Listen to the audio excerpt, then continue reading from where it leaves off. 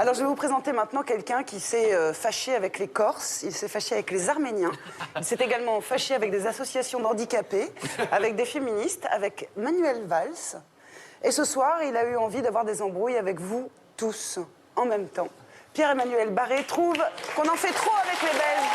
Et il va vous le dire bien en face. Bonsoir, bonsoir, bonsoir.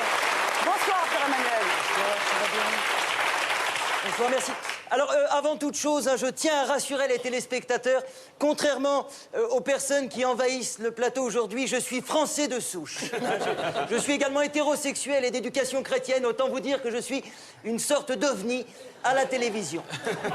Maïtena, notre charmante présentatrice, suissesse, oui. Si je ne m'abuse. Les deux, française et suisse. C'est à moitié bien. Maïtena donc m'a demandé d'apporter un peu de lumière sur le phénomène de ces humoristes belges qui trustent nos écrans et viennent jusque dans nos bras égorger nos fils et nos compères.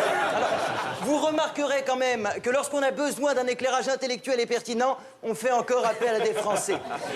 En ce qui me concerne, j'officie à l'émission du midi, la nouvelle édition, qui est présentée par Ali Badou. Décidément. Alors, ça fait un petit moment déjà que l'humoriste belge connaît un certain succès en France. On se souvient tous de Raymond DeVos, le gros, attendez, on va le montrer, voilà, le gros qui transpirait. J'ai vu quelques spectacles, Le plus drôle, ça reste la sueur. C'était incroyable, il y avait des panneaux sol glissant dans le théâtre, il y avait tout un système de gouttières qui drainait la flotte, ils récupéraient le sodium, ils vendaient des petits pots de sel de table Raymond DeVos à la sortie du spectacle. Alors, à partir des années 90, le Belge est arrivé en masse, de Poulvord à Gueluc, en passant par Walter, la Vizorek, Nauel, Cody, De Groot, La Autre et compagnie. Une véritable invasion. Ça se reproduit comme des rats. Ils font des portées de 9 à 10 têtes. Ça grouille dans le nid en faisant des jeux de mots entre deux tétés. Tout ça avec un plan diabolique. Voler le paysage audiovisuel français à nos juifs et à nos pédés. C'est scandaleux. Alors bien sûr, pour comprendre ce phénomène, il faut connaître l'ennemi. Un Belge, qu'est-ce que c'est? Eh bien, c'est comme un Français, mais en moins bien. Pour les différencier, c'est très simple. Frappez les deux au visage avec une chaîne de vélo. S'il dit « arrêtez », c'est un Français. S'il dit « arrêtez », c'est un Belge. Vous pouvez aussi leur demander leur nationalité. C'est moins sanglant, mais beaucoup moins rigolo. L'habitat naturel du Belge est la Belgique. Alors, on le voit sur cette carte. Voilà, c'est un petit pays. Ça casse pas trois pattes à un canard. C'est en forme de rien.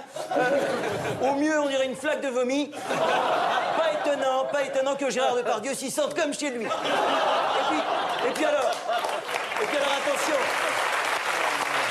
Attendez aussi. Regardez-moi cet étendard, le fameux triptyque caca, pipi, règle. C'est plus un drapeau, c'est un slip. Alors, malgré tout, j'ai décidé d'enquêter plus en avant. Je suis allé sur le terrain à Charleroi. Et il faut reconnaître que dès qu'on arrive, on a envie de partir. Voilà le seul cliché que j'ai réussi à prendre, avant d'être frappé par la foudre.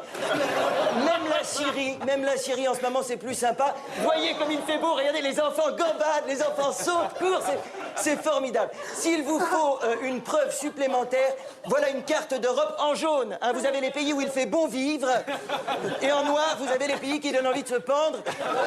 C'est quand même assez frappant. À la lumière de cette enquête, on comprend mieux le choix de l'exil qu'ont fait mes camarades ici présents. Et quand on voit d'où ils viennent, ce n'est pas le statut d'intermittent que la France devrait leur offrir, mais celui de réfugié, bien sûr. Alors, pour ces gens qui ont subi dès l'enfance un tel traumatisme environnemental, les échappatoires sont minces. C'est soit l'alcool, soit l'humour. Et visiblement, mes collègues ont fait leur choix. Voilà. Merci de m'avoir écouté. Merci. Venez nous rejoindre, Pierre-Emmanuel. La parole est à la défense. C'est pris une écharpe belge.